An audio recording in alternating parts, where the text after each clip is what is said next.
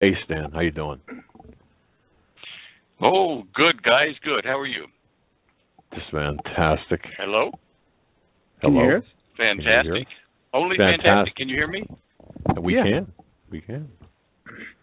My dad's fantastic. Okay, I'm good, worn good. out, and but we're here and ready to go. Okay, so you can hear me, right? Yes, sir. Okay. Okay, just checking here. I wasn't getting the feedback on my audio link, so I wasn't sure. Okay, yeah. I take it you guys have probably had a few conversations about Planet X, haven't you? We've had callers Yeah. with a lot of questions about that, yeah. And we've talked briefly And with a few what people. seems to be the... Say again? And we've talked. A few guests have talked about it here and there, with a mention. The overall question from the audience seems to be, "What is Planet X? Is it real? And is it something that we need to watch out for?" And I see you have a lot of information here on your site. Yeah, I've been kicking it around, trying to figure out how this Planet X could affect the Earth without coming right past it. And I think part of the error that we've made, all of us, in listening to, say, like Zechariah Sitchin stuff, was that Planet X came so close to Earth that they could just hop across, to Earth, every 3,600 years or whatever it is, and visit us. But therein lies a problem. As I show on the top row right-hand picture, or the third picture on that row, about planetary X orbital type, if you click on that, you'll see a diagram of the two different ways you can look at the orbit of such a planet around our sun. Now, the equations that I ran originally was trying to get the Planet X as close to Earth as I could, using an orbital method that best fits comets. They're, like Halley's Comet, stuff like that. They have an elliptical orbit that comes down and swings around the sun real close and then back out into the Kuiper Belt or wherever they come from out there, usually the Kuiper Belt. Now that's a roughly, 30 to 50 times the distance from Earth that Earth is from the sun. It's called an astronomical unit, an AU. Anyway, a comet behaves like that. But if we're talking about a planetary body that assumes a typical planetary orbit around the sun, it will never come so close to the sun that it would graze it. Well, unless something kicked it out of its orbit.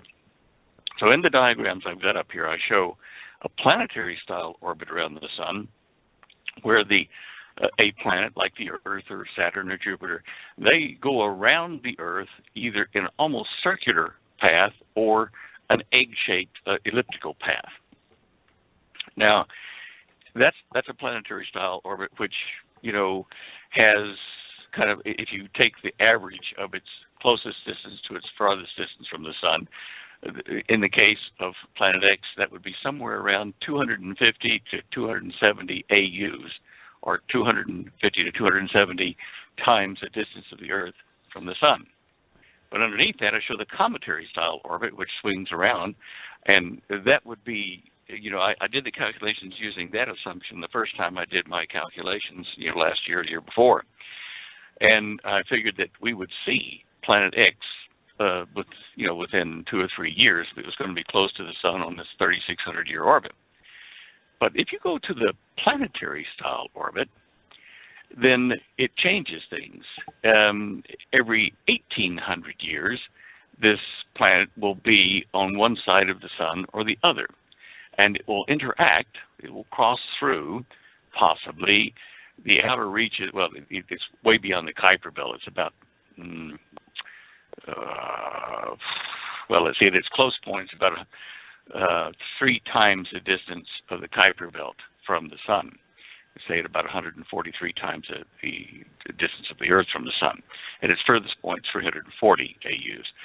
Now, what I'm telling all this for is somewhere out there beyond 143 times the distance of the Earth from the sun, if Planet X is out there with this 3,600-year orbit, then one side of its orbit, where it's close to the sun, may pass through a region of the space around the sun that is different to the other side of the sun. When I say different, I mean like different collections of floating bits and pieces out there in the what's called the Oort cloud. Now, if you want to see what I'm talking about, go to the first diagram on the line, which is a graph I've made showing, say, from Neptune to Pluto, to the Kuiper Belt, to the 10th planet that some of the scientists have suggested, to planet X that I suggest, et cetera, showing how far away from the sun these places are, these orbits or clouds. Now, when you see the planet X thing, it's between 194, which is, and 270 on my graph, but it's really between 250 and 270. You just can't see that 250 marker there for planet X. The Oort cloud it starts at about, say, 2,000 or say 1,944 times the distance of the Earth from the sun. So between the Kuiper Belt and the start of the Oort cloud, there must be something. It's not just empty space. If you go down to the second line into the middle picture, it says Oort cloud, and it shows the limits of it from 1,944 to 52,200 times the distance of the Earth from the sun. And you'll see a little bitty blue rectangle way down in there, and that little blue rectangle blown up shows you that's the Kuiper Belt.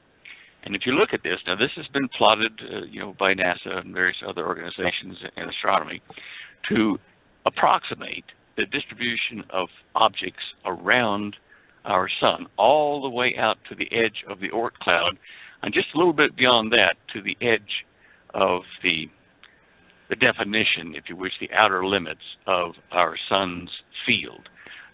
It's what they call the heliopause, where the edge of the sun's influence hits space and forms a little boundary. But this is down inside that at the Oort cloud, what we're talking about here, and you can see all these little dots of mass, and you can see that down there where the Kuiper Belt is, and going all the way out to the outermost limits of the Oort cloud, there's a distribution of mass out there that's kind of out there, but not totally identified or anything by us here on Earth.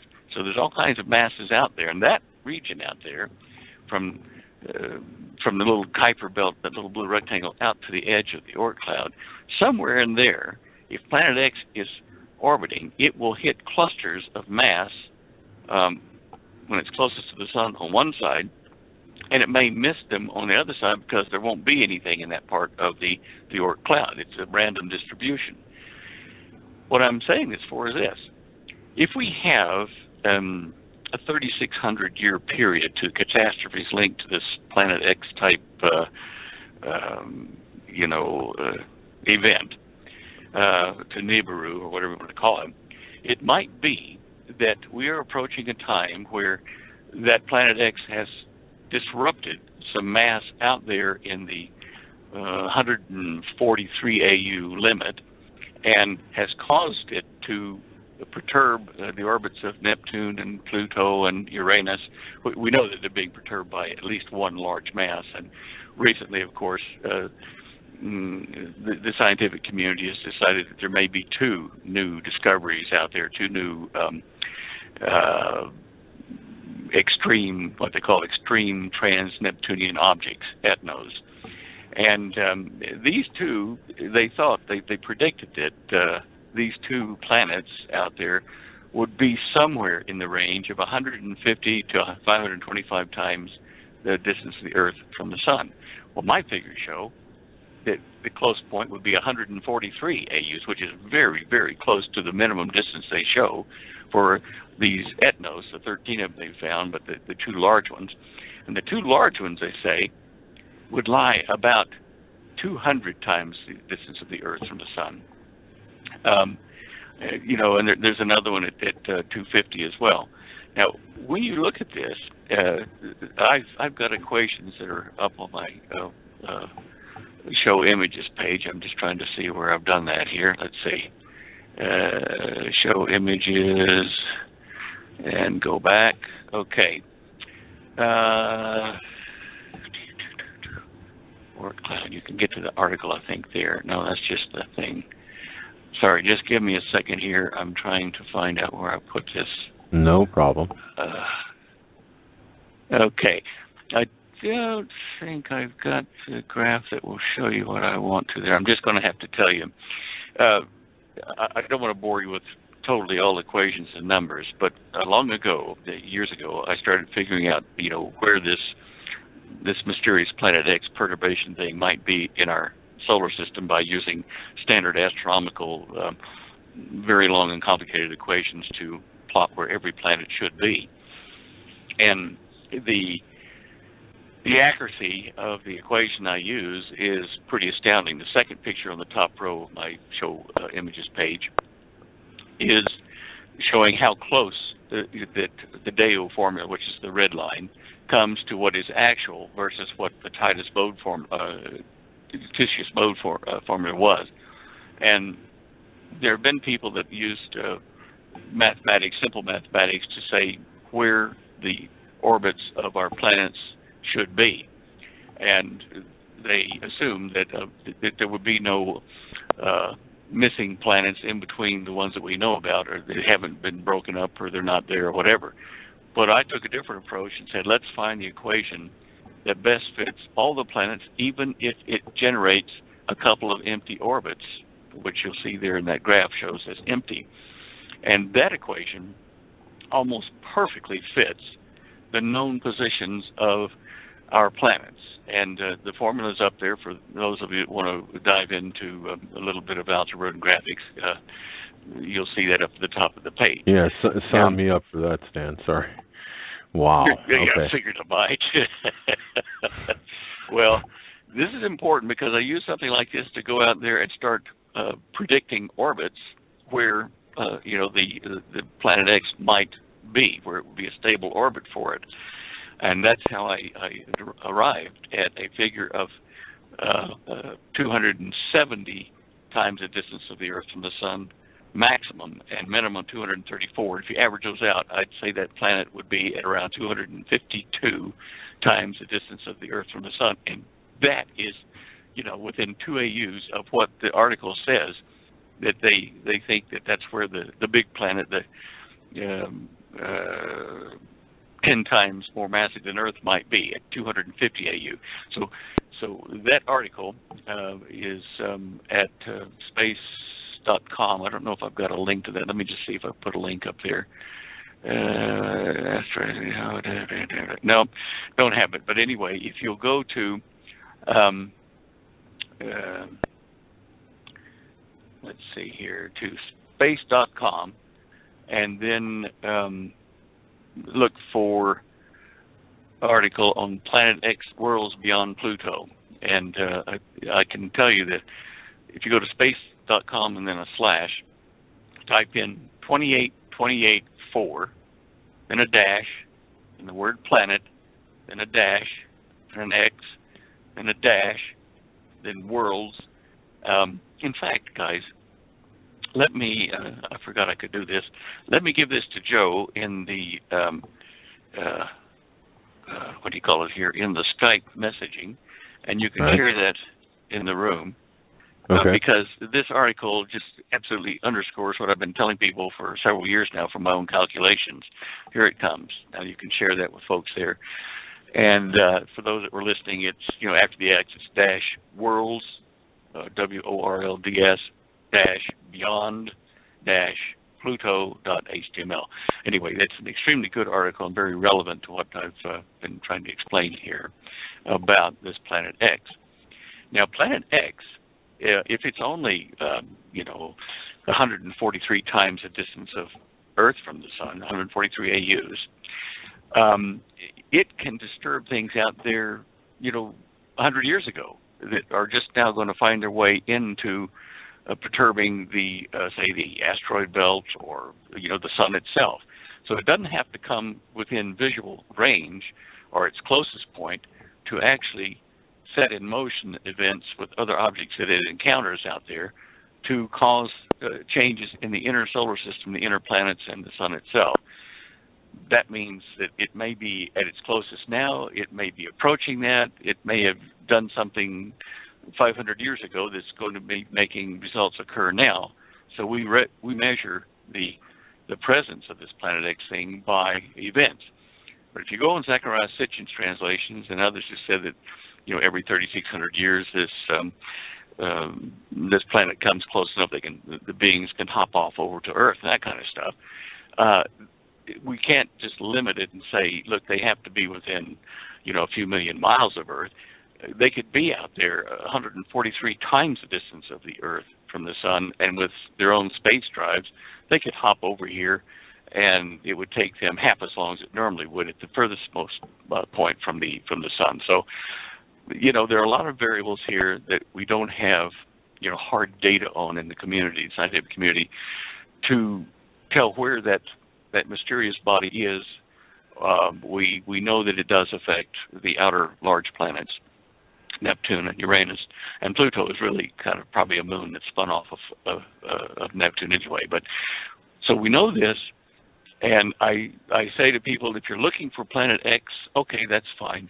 Look more for perturbations of things close to us in the asteroid belt, or between there and Neptune. Objects in that area would be more likely to do us damage in the next 7 to 10 years or so. These things way out there have long-term effects.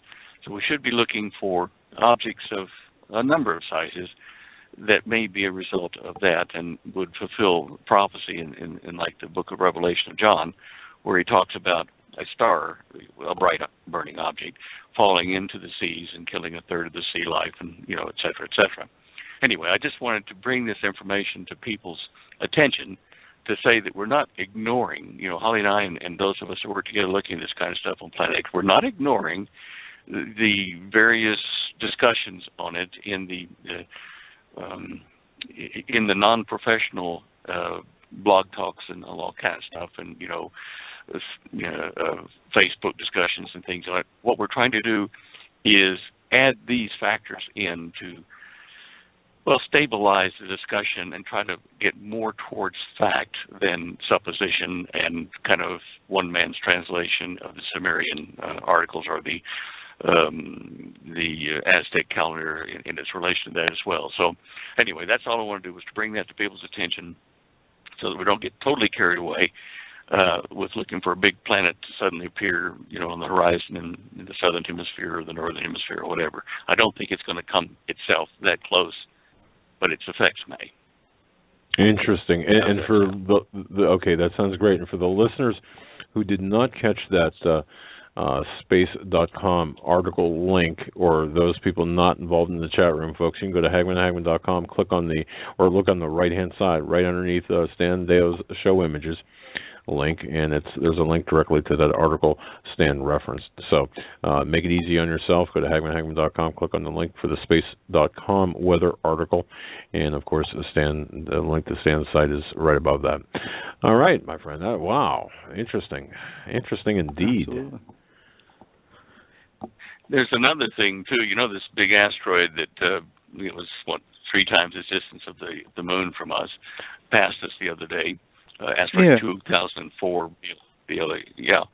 Well, I did get a picture off of a video they took of the passage of this thing, and apparently it has its own moon. It's only a few hundred meters.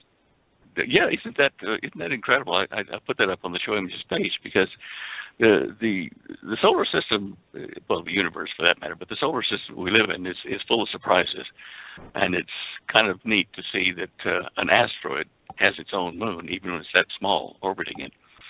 Anyway, just a minor thing of interest, and it related. I was looking for something else that I wanted to talk to you guys about, but the increase in volcanic activity around the planet. I think you're probably aware of that. Yes. Yeah, I haven't noticed that's not something I really pay attention to, but I have seen different parts of the country or parts of the world having new issues with old volcanoes or old hotspots.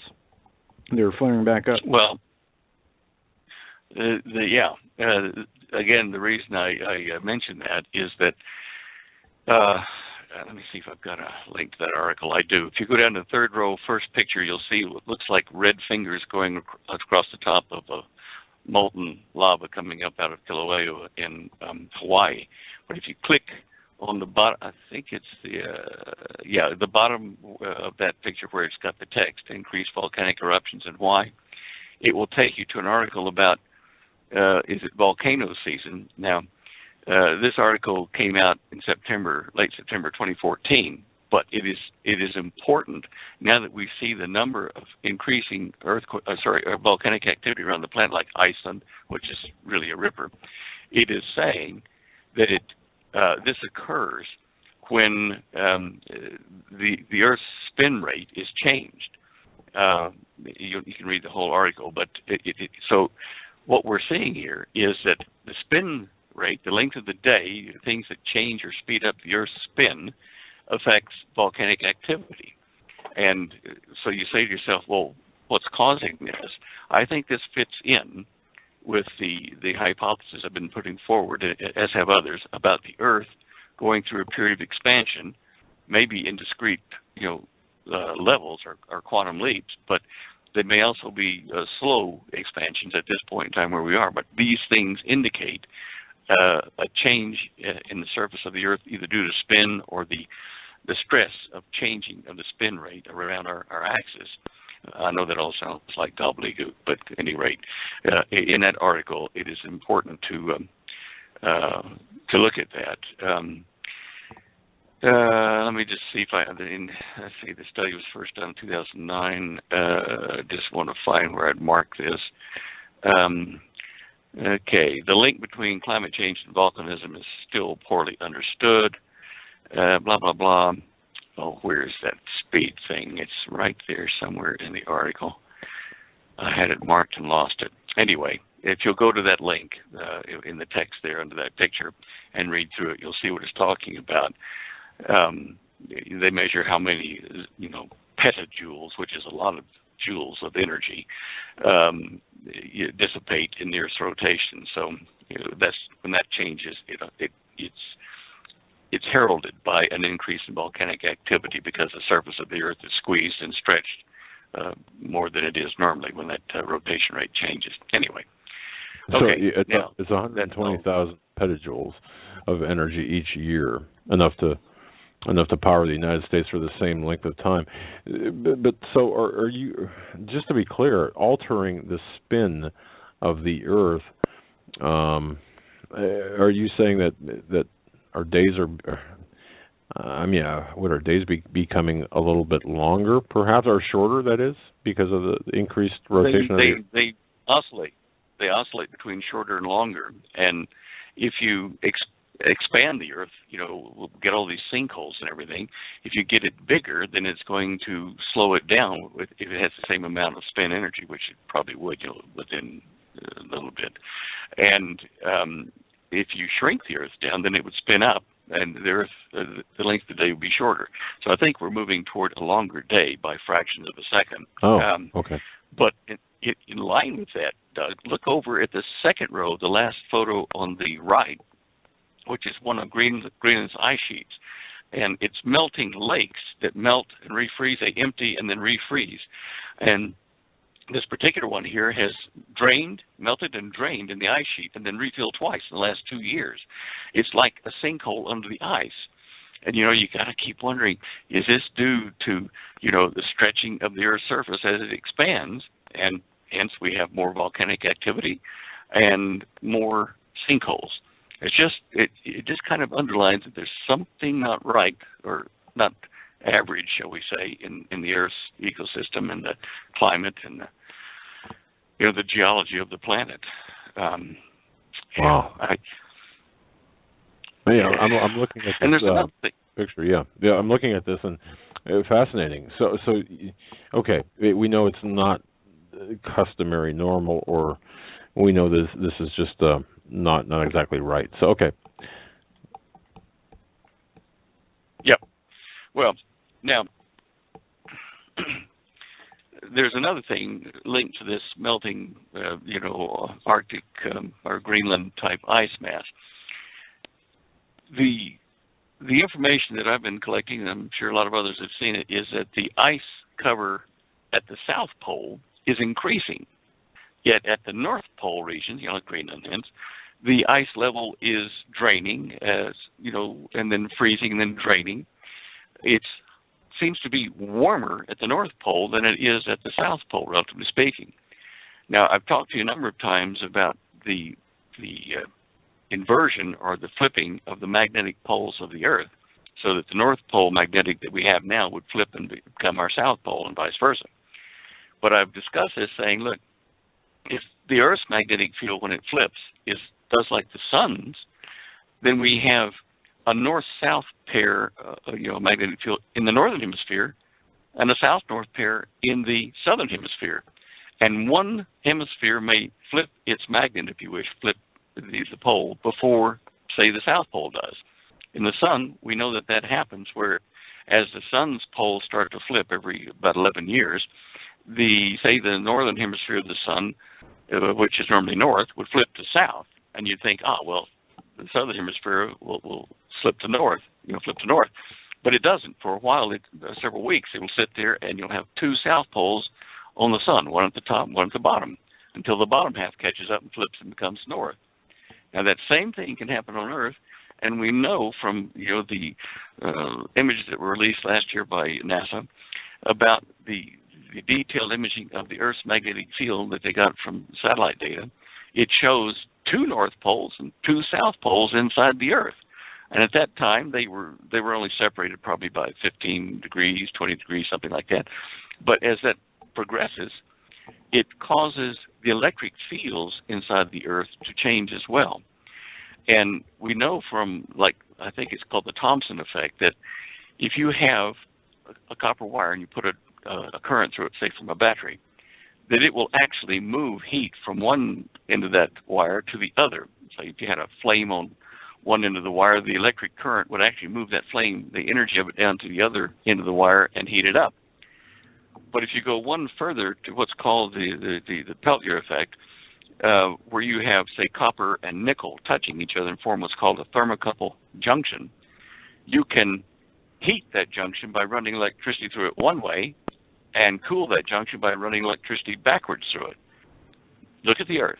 If we have direct currents, which we do inside the Earth as the northern hemisphere spin, what happens is as the electricity that goes through the Earth and up into the ionosphere, as the electricity flows from, say, the South Pole around the planet to the North Pole, it takes heat away from the South Pole and adds it to the North Pole and heats it up, which might explain why we have a hotter North Pole and a cooler South Pole at the moment, because of this transfer of heat energy by the electric flow in the Earth as this magnetic field inversion progresses. Anyway, just want to understand these wild theories, hypotheses, I guess.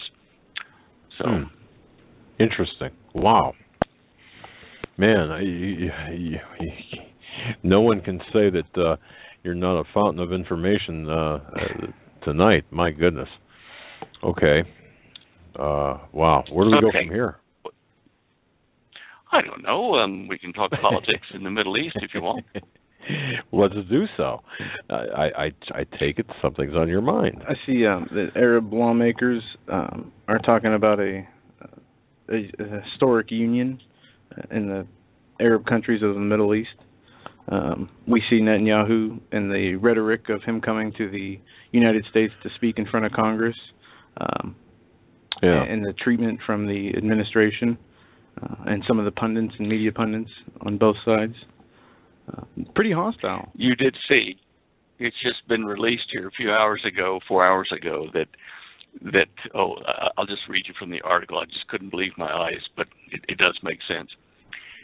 In Tel Aviv, I forget what, I think WorldNet Daily has it, but it's from a Tel Aviv news source. A consulting firm almost entirely composed of former staffers of President Obama's re-election campaign has been hired to run an election effort in Israel aimed at defeating Prime Minister Benjamin Netanyahu. Now, Obama is stepping in and trying to get rid of Netanyahu. There cannot be any question about our administration over here in the White House being an enemy to Israel. Netanyahu is a conservative influence over there, and whether you like him or love him or whatever, or hate him, the point is to change the government now when they're in the middle of a potential attack from Iran is madness. This is another example of Obama trying to hurt Israel, not only to not help them, but to actively create a problem over there and move them toward the very left-leaning, conservative, limp-wristed side of the political stream over there, so that they can't get together then and fight a common foe like Iran. The use of a preemptive strike just wouldn't be on that left-wing agenda there. But this is where Obama and his former staffers of his re-election campaign are headed. And they definitely wouldn't be doing this without the support of the administration. You can bet on it. I just, this is prophecy 101 right here. I mean, we're seeing people go against Israel, and the United States doing it just makes my hair stand on the back of my neck. I can't believe I'm witnessing this, that we're turning against Israel as a nation. Anyway, Joe, you said something about a consortium being formed. What news stories did you see on that? I'll throw this in your Skype. This is from a news story that was on Drudge just a little bit ago. Israel's Arab political parties are banding together under one ticket for the first time ever ahead of the national elections in March, hoping to boost a turnout and help unseat Prime Minister Netanyahu. It goes on to say the result is an awkward political marriage of communist, Pakistani nationalist, religious Muslims, feminists, and one Jewish man or one Jewish person. When we toss in homosexuals and pro-abortionists, and we'd have ourselves a party. It goes on to say we will be a central player in politics like never before. They say. Well, that ties in what I was just saying about Obama's election guys coming over there, and they're supporting the Arab position to try to unseat Netanyahu. That's incredible. Yeah, yeah. And I wonder how much United States money is going behind the back doors to help fund and support these people. I don't know, but that just makes my blood boil. Goodness gracious. Well, I'll tell you what, if we're not. I mean, this is playing into prophecy, as you mentioned here, and okay. Where do you see Iran's nuclear program at? I suppose, we're not getting the truth about Iran with respect to their progress on the nuclear, not just the nuclear ambitions, but their delivery systems as well. Where are we at with that? Well, basically any good intelligence we get on that comes from what the current administration under Netanyahu in Israel tell us. And they're not going to tell us everything because, it's in defense, they're going to make a surprise move which will mitigate the situation of Iran dropping a nuke on them. And we're already past the red line in that little fuse diagram that Netanyahu did in the United Nations last year. Right. Saying, when we get to this point, this time, Iran will have what they need to attack us. So I'm telling you now, they have no choice in Israel. If they want to stay a country and stay alive, they're going to have to preemptively strike Iran, who is openly stating they want to wipe Israel off the map and get rid of every Jew. And even though, Iran at a top level has made peace overtures to Hasidic Jews in New York saying, okay, we know that you're friends of ours, you're not like the Zionist Jews that are running the country of Israel, blah, blah, blah. The stated objective is going to hit Israelites no matter what, whether they're Zionist or whether they're Hasidic, whatever. Or if they're Christians. This has to be. Yeah. Well, yeah. But I don't know that Iran say they want to kill all the Christians, but certainly they're going after the Jews, which will hit Christians and Buddhists and Seventh-day Adventists and Mormons and whoever else has got people there in Israel. But gosh,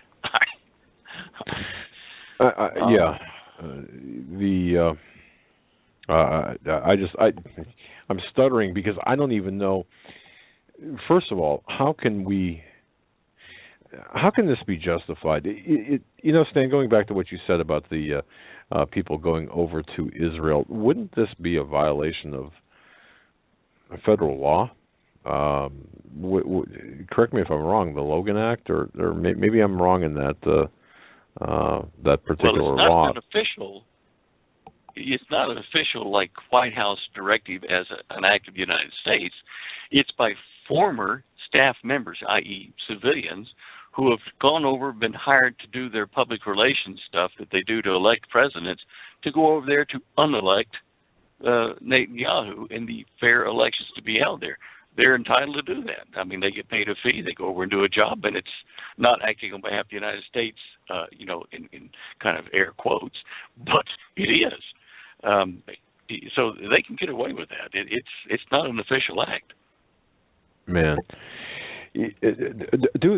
and I apologize for the academic nature of this question, but do Americans understand what's going on here? I mean, where's the outrage? I don't know.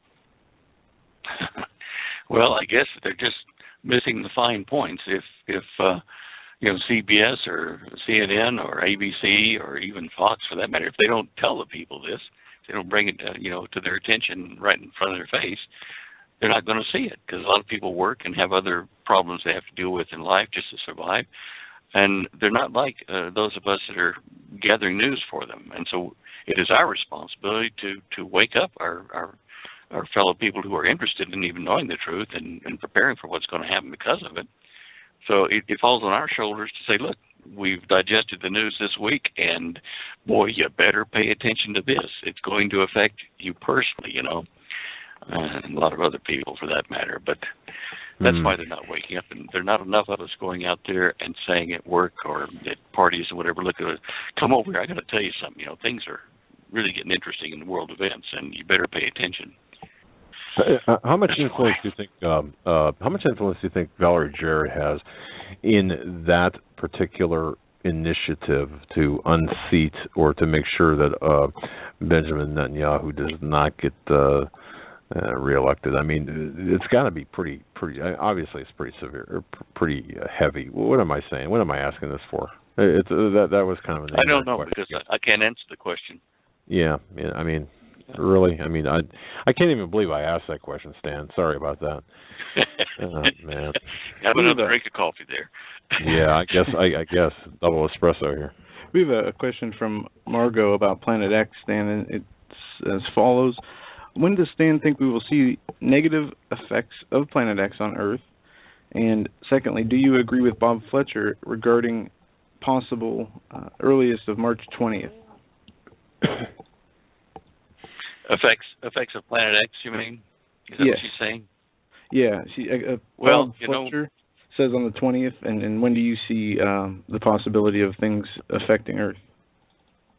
Well, I don't know how Bob Fletcher determined that. Maybe he's done a bit more study than I have. I don't know. I didn't have access to data I don't have. As I said, I don't think we're going to actually be able to see Planet X out there without telescopes punching way out there. The largest it could be would be about 10 times the size of Earth, and it's so far away, we may not even be able to get visible light from it, which means that it'll be like infrared telescopes that are so expensive probably only the government or the Vatican would have access to them. So I don't know how we would pick a March 20th date. Well,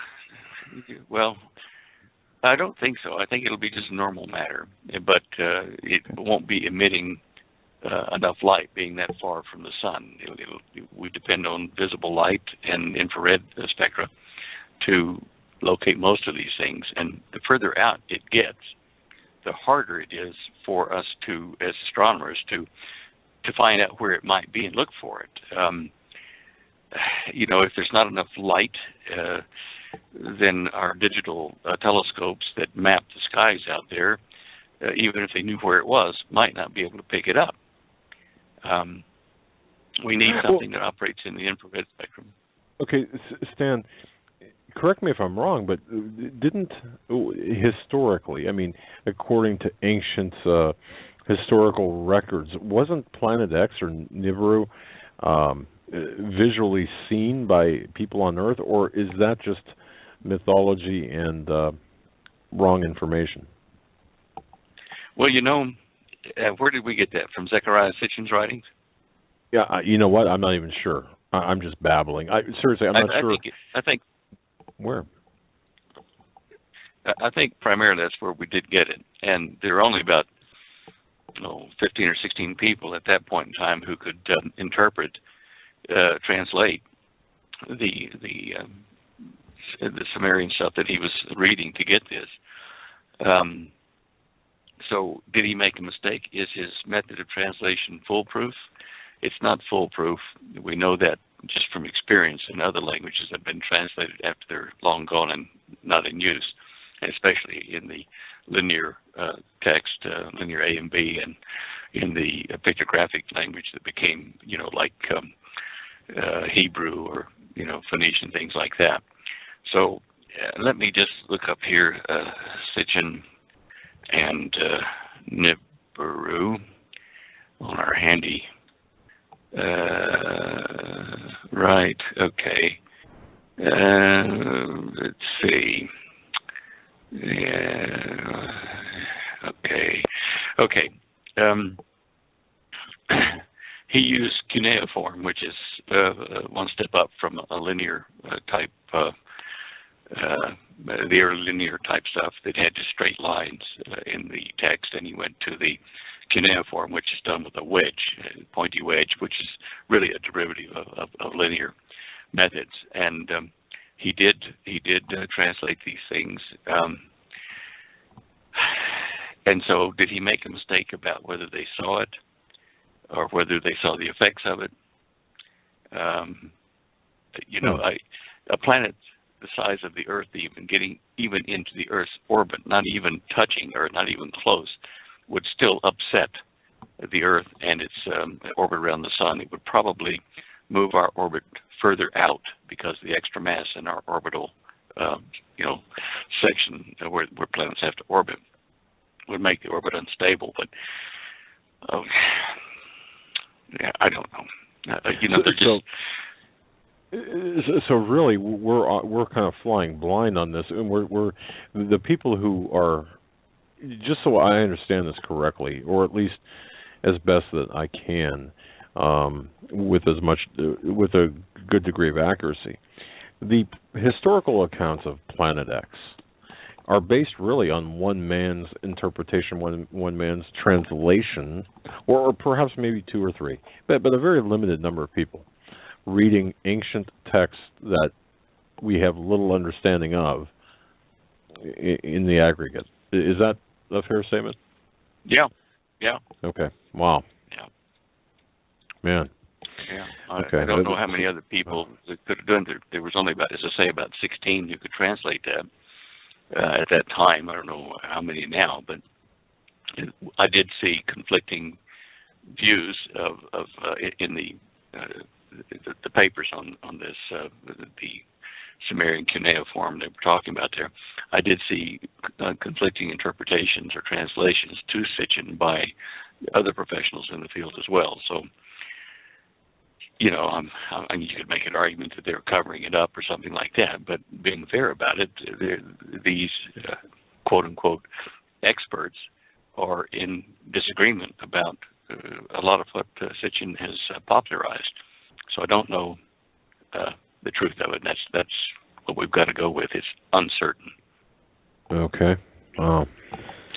In the 10, 12 minutes we have left, Stan, if we can talk a little bit about this storm yesterday, this winter storm Juno, and I don't know how much you saw in the news, but it was the news from CNN to Fox yesterday was just constantly about this storm, the travel bans that were implemented by, I think, 8 different governors and states of emergency, power companies, a few of them, or one of them for sure, shut down the power before the storm got here.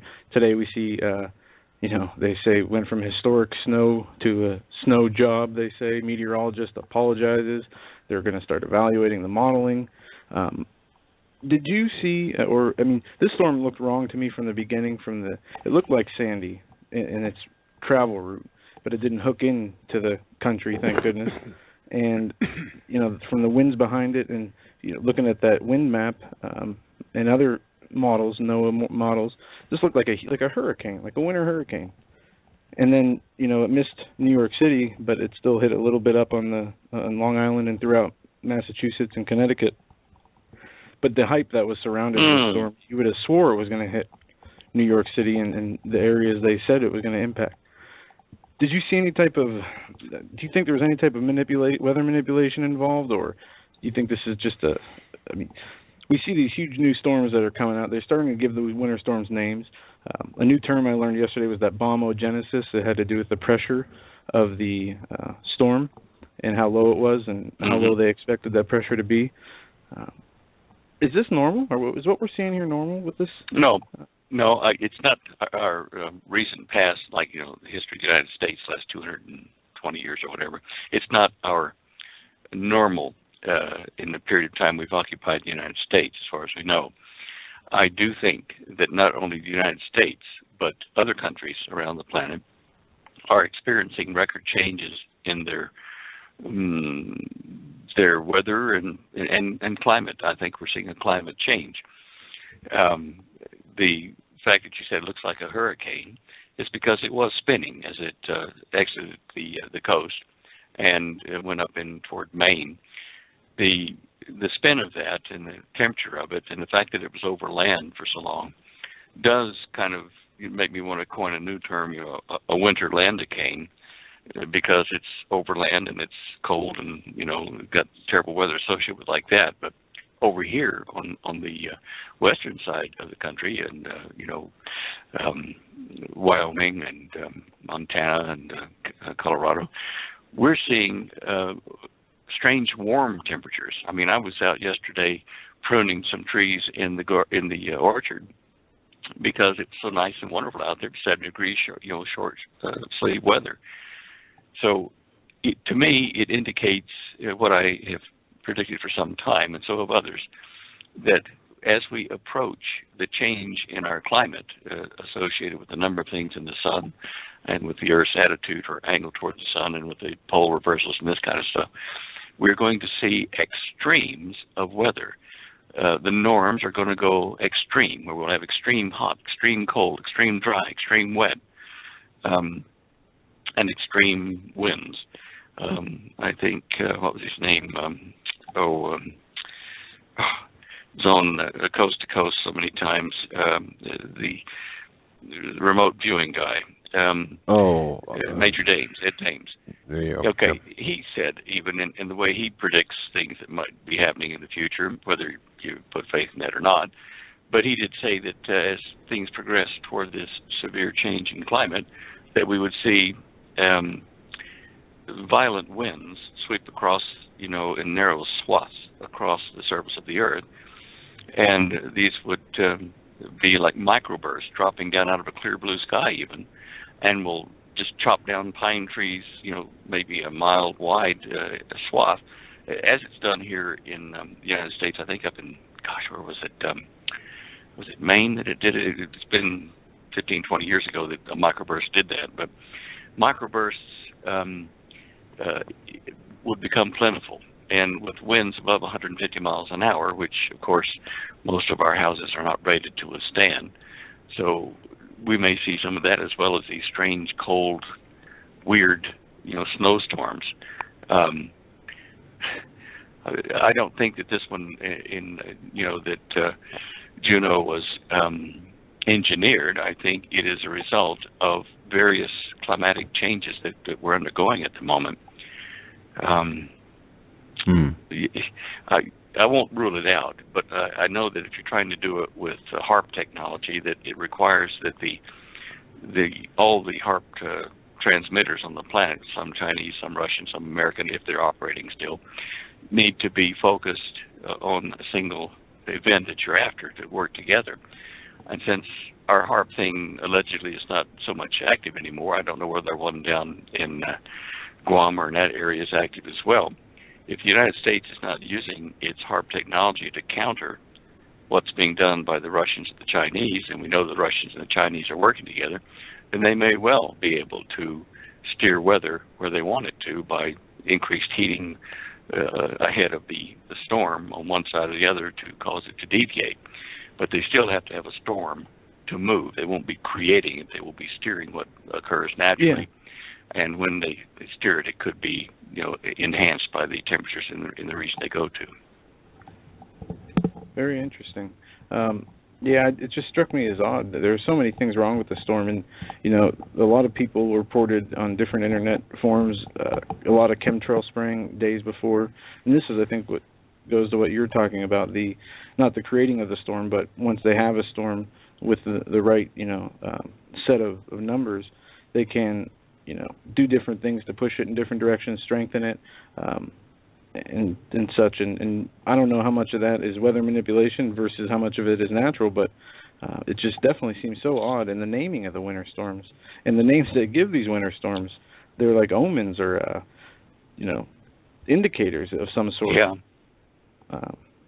Well, it certainly fooled a lot of meteorologists. Yeah, it did. The meteorologists were fooled by this, and it's because it's an atypical, unnatural, not average type behavior of the storm. And it is interesting that they thought it was going to hit New York, of course, the financial heartbeat of the United States, and I guess of the world for that matter. And maybe there was an attempt to put it right on top of New York to impact business there and the stock exchange and various other things that might have had ongoing results or effects on the world economy. I'm looking for something to happen to really wound the world economy and further degrade not only the ruble but the U.S. dollar to a point where crisis stations cause panic and rioting all over the place, bank closures. So, if I were trying to use the climate to trigger something like that, I would probably either hit the food production areas of the country or the stock exchange, so they couldn't do anything. Hit the power, with the drain on the electricity for heating and transport at that time. So it would make a good target if the enemy were trying to bring us down. Very interesting. Stan, I got a question from a listener. We talked about the genetically modified mosquitoes yesterday. Do you have the 411? You got the data on those or the information on those? Did you hear about that? That were released? The mosquitoes 2.5 million, I believe. Yeah, somewhere in the Florida Keys. Keys, that's right. Florida Keys. Did you hear about that? No, tell me about that.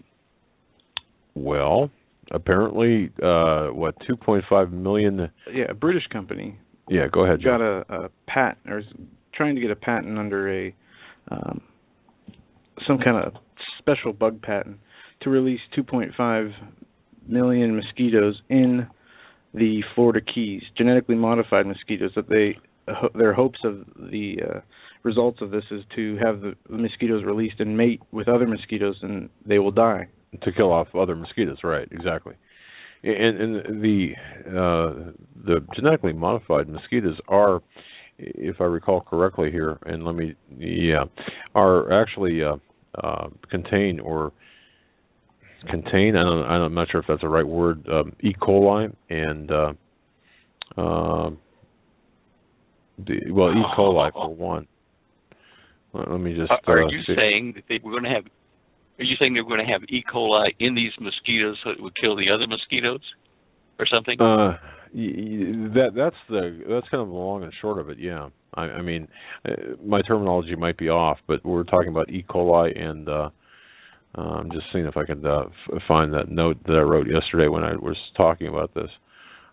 But E. coli and you'd think that mosquitoes that bit farm animals on the backside would pick up E. coli as well. I mean, just naturally. Well, yeah. I mean, we're seeing this push toward genetically modified everything, and it's really a bigger part, or the part of a bigger agenda of transhumanism and other things. But I just that just struck me as really as being evil at its core. I don't know. Can you think of any reason, really any legitimate reason for something like this? Well, look, yeah, they're probably trying to affect getting rid of pests and things that spread other diseases by getting rid of the pests as carriers. I mean, let's face it, mosquitoes are hypodermics that are winged, and whatever they suck up, they can put into somebody else and they bite them. So there's an argument to be made for that. But we know from years of past methods that have been tried without genetic modification even to try to wipe out pests like rabbits in Australia or kangaroos down there, or rabbits here that have a disease during the summer months here that it's not myxomatosis, that's down in Australia, but here I forget, but it's a tularemia, and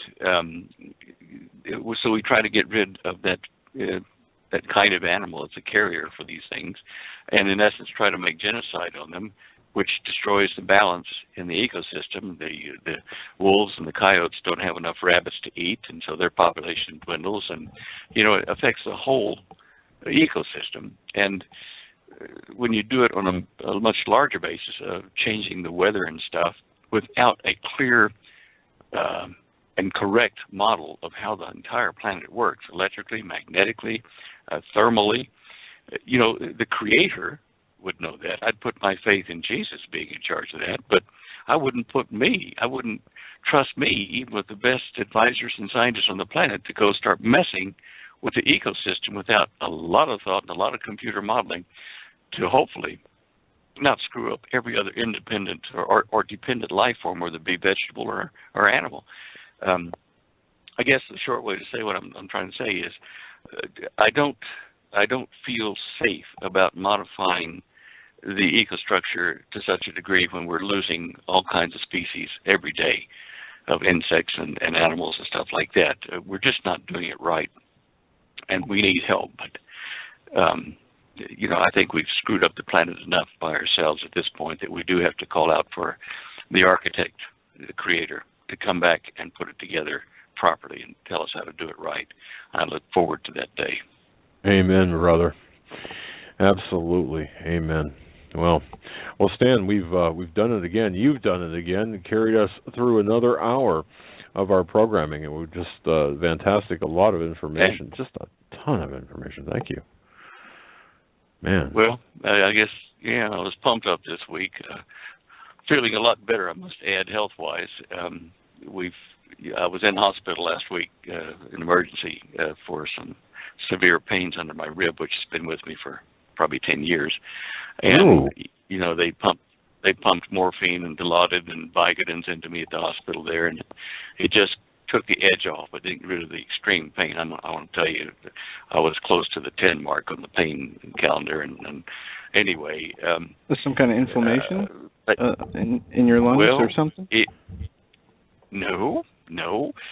My doctor, my GP, has been kind of, he's done all the tests you can think of over the last 2 or 3 years. We've been trying to find the cause of this. And, of course, last week it took a bad turn suddenly. In one day it went from, okay, this is very painful, to holy cow, I can't stand it. And it lasted for maybe 4 hours at the treatment there at the hospital. They did CAT scans and, urine and blood tests and all that, found nothing. They thought it might have been a kidney stone. Well, no. So they sent me home with Holly because they couldn't find anything. And I went to sleep that night. The next morning I got up, and for the first time in 10 years, I was pain-free in that area, totally pain-free. And what we think happened was, in fact, one of your listeners sent me sometime back last year a note by email and said, look, for scar tissue for adhesions, which your doctor says you might be having there from an old operation, take this Ceracore stuff and it'll dissolve the scar tissue and it might separate it from your bone or whatever tissue is being caught by that adhesion. So I did that, and sure enough, over about 2 months to 3 months of that, it started disappearing scars on my body. So I assume it was doing it inside as well. Now, I just happened to be sitting in the right position, I think, and as it detached, I think it was Thursday last week, it caused my intestinal tract to twist and make what's called an entrapped intestinal loop. And that's what created the pain, because the intestines are very painful when you kind of, pressure them or cut them or whatever. And the drugs relaxed me, and I laid down, and it flipped back to normal, but the what do you call it? The adhesion, the scar tissue, had broken away from whatever it was attached to. And here we are now. What is this? 4 days later, I'm still pain-free, except normal back pains. I can deal with that, but so to me it was a blessing. It was a minor miracle, and so that's why you got a lot more news today, because I was feeling a lot better. Fantastic, brother. Amen. Praise God for that. That's great. Wow. Man. Well, so indirectly, I think it was due to your show and one of your listeners, help. I'll look up his name later, but anyway, thank you out there if you're listening for that Sarah-Core tip. It was really good. Fantastic. I'm glad you're feeling better. You sound great, and you're looking fabulous. Well, thank you. How did you do that? Are you spying on me again?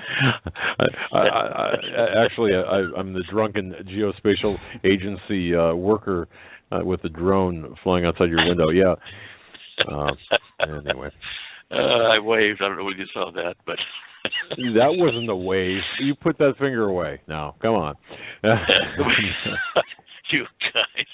Stan, you're the gotta greatest, laugh. You gotta laugh. Yes, you do. Yes. Wow. Well, thank you so much. You guys, you bet. Thank you, and we'll talk to you next week, if not before. Lord bless you now. God bless you too, Stan. See you later. All right.